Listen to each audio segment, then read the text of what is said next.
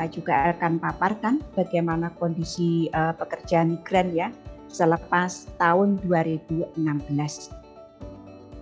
Dan tentunya sesuai dengan tema hari ini, yaitu tentang kebijakan New Southbound Policy. Akhir tahun 2016, setelah melalui perjuangan panjang para pegiat, pemerhati, organisasi, dan LSM masyarakat yang concern dan peduli terhadap pekerja migran, pemerintah Taiwan mengeluarkan aturan perpanjang kontrak tanpa harus pulang. Hal ini diharapkan agar dampak baik bagi kami pekerja migran karena lebih efektif dan efisien dari waktu dan biaya.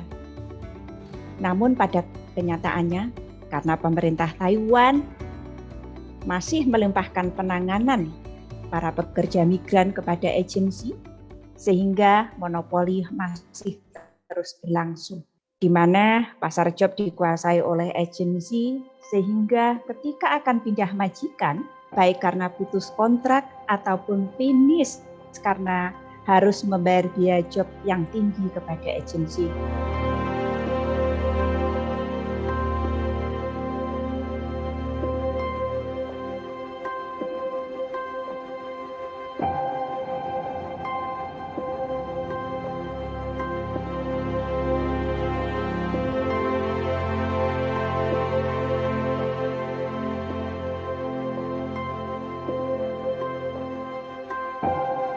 Since the implementation of the New Southbound policy in 2016, Taiwan government has spared no efforts in promoting bilateral cooperation in various fields with Indonesia, wherein labor cooperation plays an important part.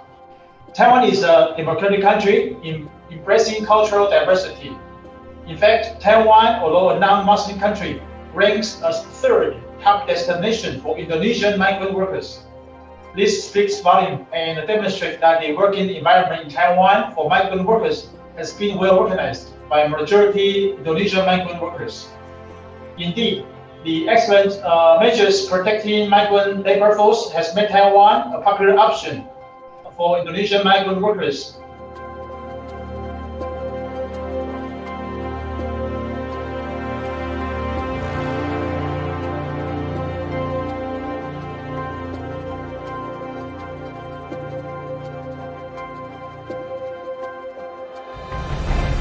Yes, the number of Indonesian working in Taiwan, of course, using a legal channel, but there are also Indonesian migrant workers, which is the victim of human trafficking. Yeah.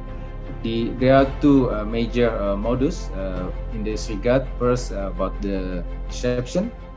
The trafficker usually giving promise to the victim about the working, the job opportunities in formal sector in Taiwan with good salary. And then the second modus is using the debt bondage. Usually the family of the migrant workers are given the money, upfront money, but this is as the debt bondage. So whenever the victim have problem in Taiwan and change his mind to come back to Indonesia, the trafficker will use the debt bondage as a threat. The third problem is overstayer. For us, the overstayer or Indonesian living without proper working permit in other countries is not only a matter of immigration cases. The overstayer or the undocumented Indonesian migrant workers is the entry of other major cases, because whenever our Indonesian migrant workers living without proper working permit, it will make their position become vulnerable and prone to be exploited. Of course, when they are living illegally in other countries, they have no bargaining position to their employers, and then they are being prone to be exploited. Now, I would like to elaborate more about the prevalent cases in Taiwan, especially the protection for our fishermen, especially working under the letter of guarantee mechanism. So the letter of guarantee refers to the Indonesian seafarer working in distant water vessel, both commercial and fishing vessel.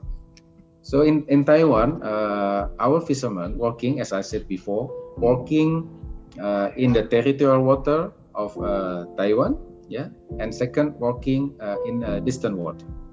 With regard to seafarer or fishermen working in territorial water, we don't have many problem actually. The most challenges come from the fishermen working in LNG scheme or in distant water, because they are not subject of labor law in Taiwan, resulting to lower salary and protection. Most of the migrant workers in Taiwan, they have the risk, a very, very big risk of forced labor and human trafficking, because most of them, they have to pay a very big amount of placement fee. So that makes them for a very big debt bondage. And many of them, they don't have the passport and ARC, that's alien certificate, resident certificate. Many of them, they don't have their either passport or ARC or both at their hand when they're working. And many of them, they don't have their employment contract. And then the next, I also echo with Ying-Dah and also Fajar. The domestic workers and the distant water fishermen, they have to be covered by the Labor Standard Act in Taiwan. That these two parts of the most vulnerable workers, they are not covered by the labor law in Taiwan. I think first one is all the problems or advices about the fishermen or distant water fishermen. We will refer to the Agricultural Council and the MOL with the executive, and we will continue to discuss and figure out how to fix those problems.